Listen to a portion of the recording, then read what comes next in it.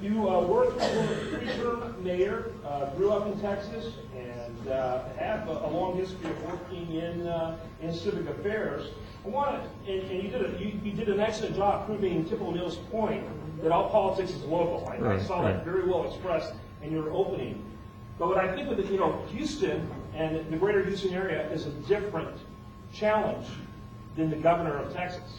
And in fact, it's always been interesting to me to see the challenge that mayors have had running for that office of governor, because it seems to be a very different dynamic. So I know that this audience would be interested to know on how you're going to take that leadership that you've accumulated and apply it, and what your 5 top priorities will be as the governor of the state of Texas. Only 5? Only 5. And how do you want this, in 30 seconds or what? How about 3 minutes for each priority? Oh my goodness. Well, that may be a little long. Well, let me, on your first observation, look, how would I say? I know that I'm not, the polished politician of somebody who's been running for public office for 26 years. I helped build businesses before that I ran for the job as mayor. And there's a lot of pundits who say, oh gosh, he knows how to run things well, he knows how to bring people together, but, is he a soundbite candidate? I think people are more interested in solutions than soundbite candidates. I think you've been with me in times during a couple of hurricanes we've had, and rallying people together to get things done is not something that there's one flavor of it for one level of government and one flavor for another. But I will tell you what I learned as mayor, and listen to what I'm going to say, because it's critical to the principles of this organization. Remember those 3 core principles.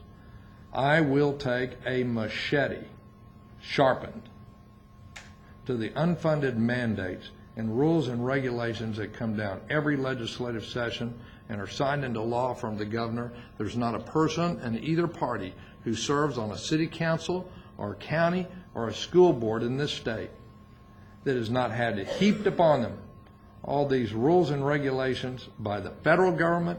And if you think there's strings attached to the federal money, and there always are, and way too many, then you ought to see the chains that are attached to what we do from the state government.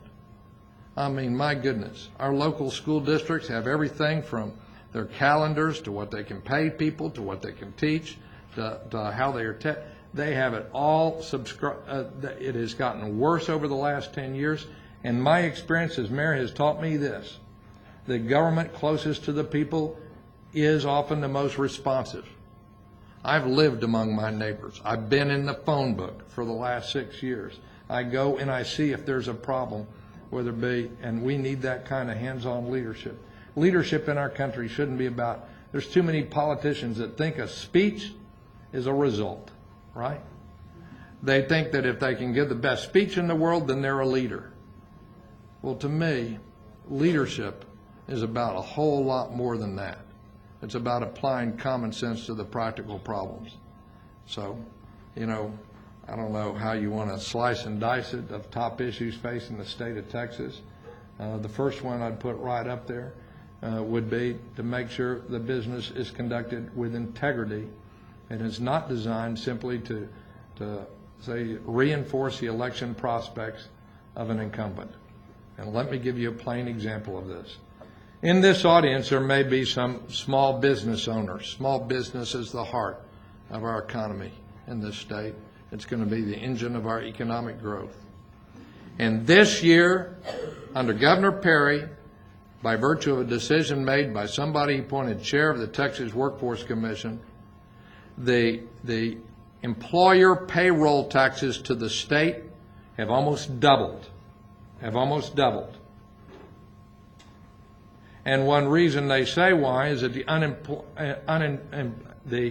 unemployment insurance trust fund is empty.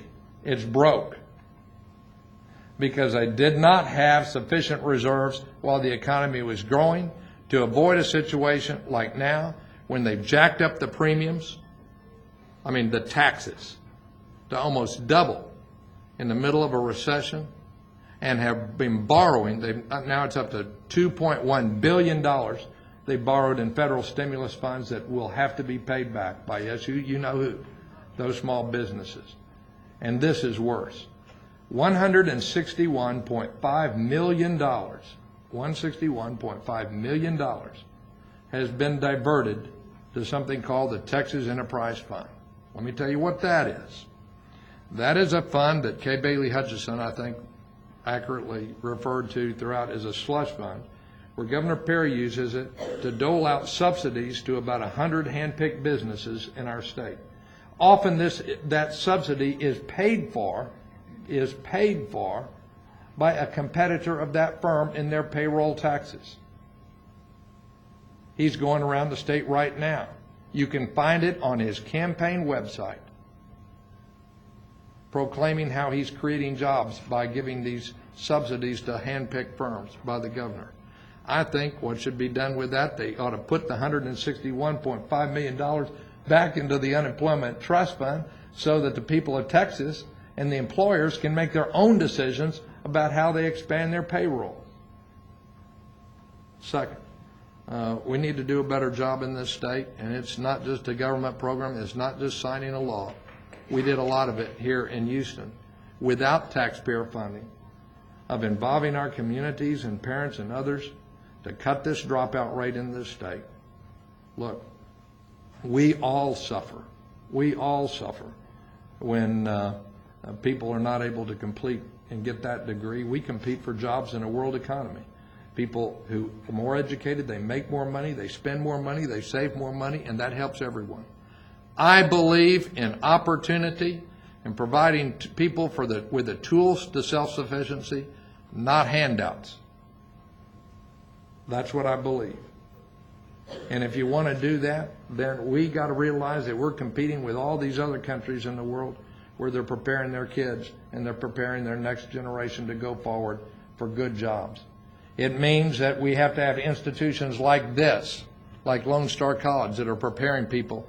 It's not all a 4-year degree. If everybody had the same degree or graduate degree, we'd have a bunch of unemployed people in this state.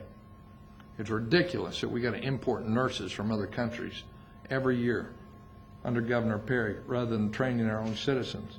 And you just ask the people who are responsible for this college when a couple of years ago he vetoed the state funding for community colleges, the effect that has on our prospects and our economic growth if we want people to be trained and to be self-sufficient.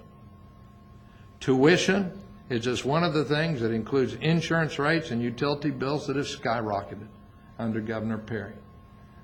92% increase in tuition in the last 6 years for the 4-year universities. I ran into somebody who teaches at Cy-Fair. Her husband works at HP. They both make modest incomes. This is her story.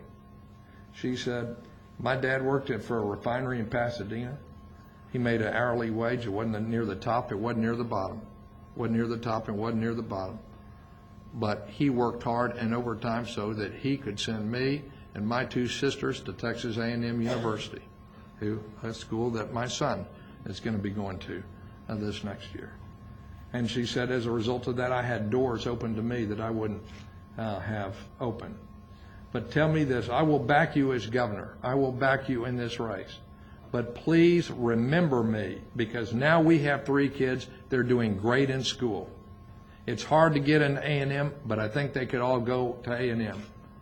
And at best, we could afford to send one of them there. Not all 3 of them.